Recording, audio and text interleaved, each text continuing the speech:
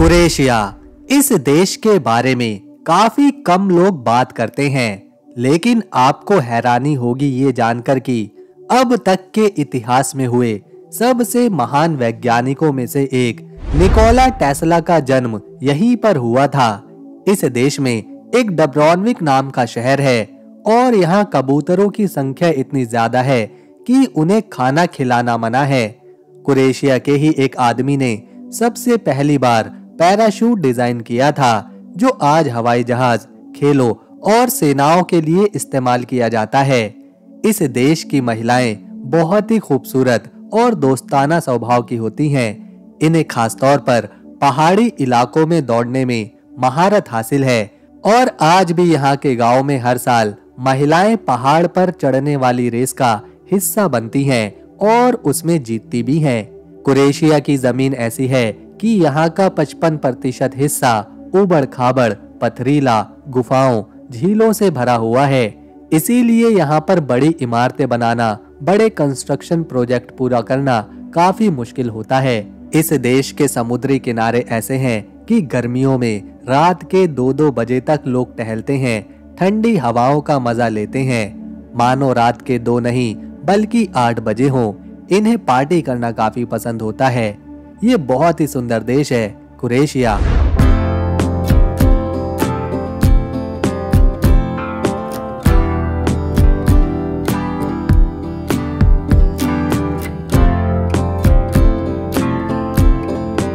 आज के इस वीडियो में हम इसी देश को करीब से देखेंगे, इससे जुड़ी कुछ हैरान करने वाली बातें जानेंगे।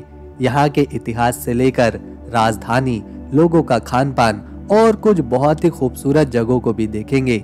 लेकिन उससे पहले अगर आप अपना एक प्यारा सा लाइक करेंगे और चैनल को सब्सक्राइब करेंगे तो हमारी मेहनत सफल रहेगी। ये है क्रोएशिया।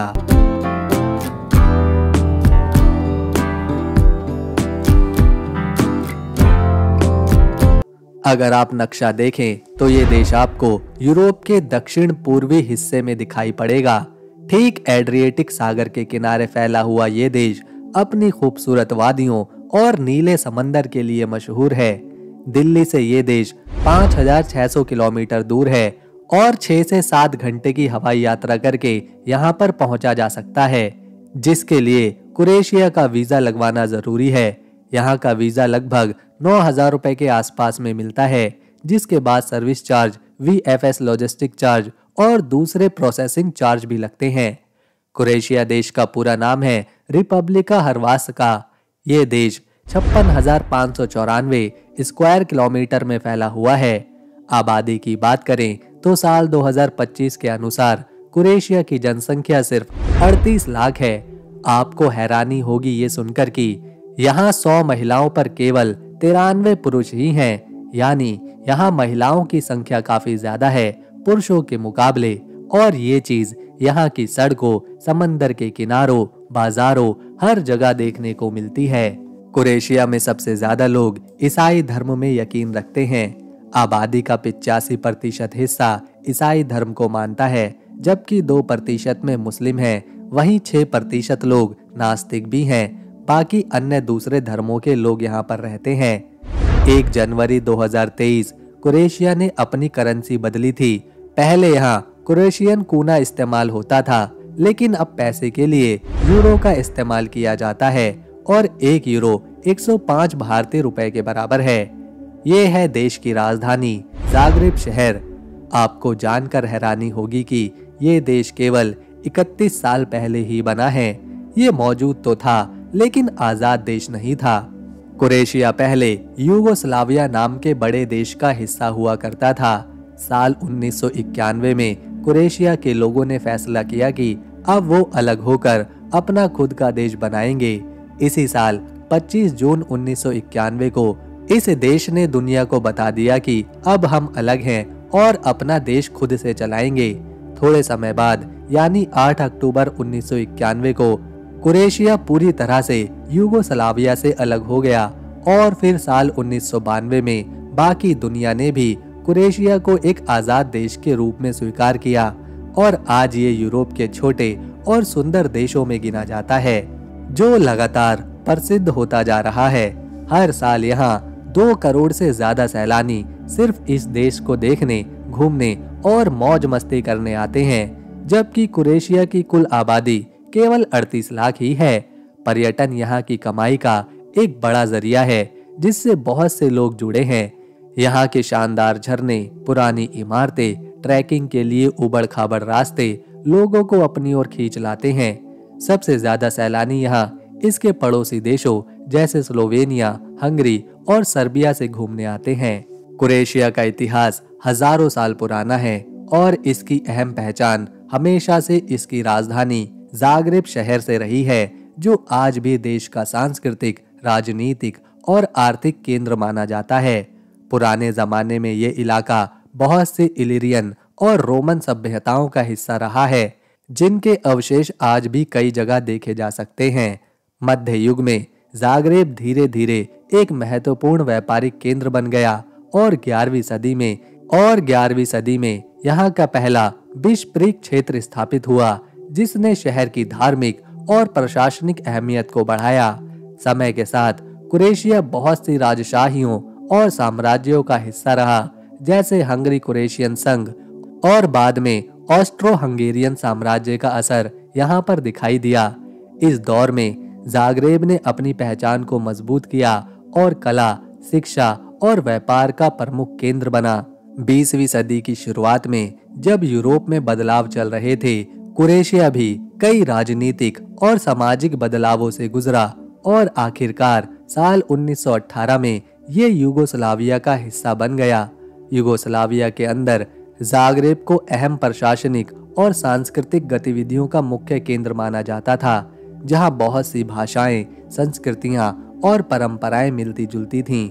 लेकिन जब 1990 के दशक में जब यूगोस्लाविया टूटने लगा, तो कुरेशिया ने अपनी आजादी की मांग की और 1991 में औपचारिक रूप से आजाद माना गया। इस समय जाग्रेब ने देश की पहचान को मजबूत बनाने में अपनी अहम भूमिका निभाई थी, क्योंकि इसी शहर में नई सरकार और राष्ट्रीय नीतियां तैयार की गईं।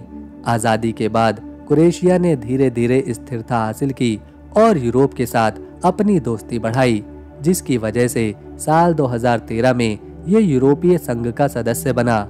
आज जाग्रेब न केवल कुरेशिया की राजधानी है, बल्कि ये आधुनिकता और परंपरा का अनोखा मेलजोल भी है, जहां ऐतिहासिक इमारतें, विश्वविद्यालय, कला केंद्र और आधुनिक उद्योग साथ साथ देखने को मिलते हैं। इसी कारण जाग्रेब को अक्सर कुरेशिया के दिल के रूप में देखा जाता है, क्योंकि देश का इतिहास, संस्कृति और भविष्य सब कुछ यहीं से जुड़ा हुआ है।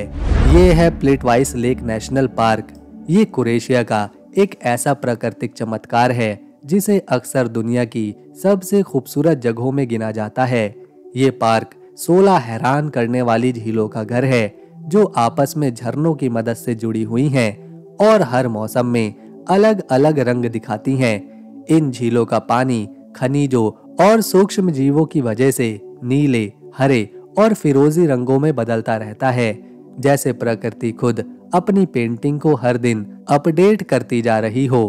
पार्क में लकड़ी के बने रास्ते और पुल सैलानियों को झीलों के बीच से धीरे धीरे ले जाते हैं, जहां हर कदम पर एक नया नजारा सामने आता है। यहाँ की हवा में नमी और ठंडक का एहसास होता है कि मानो आप किसी दूसरी दुनिया में प्रवेश कर रहे हों। प्लिटवाइस का सबसे आकर्षण का केंद्र है यहाँ के झरने।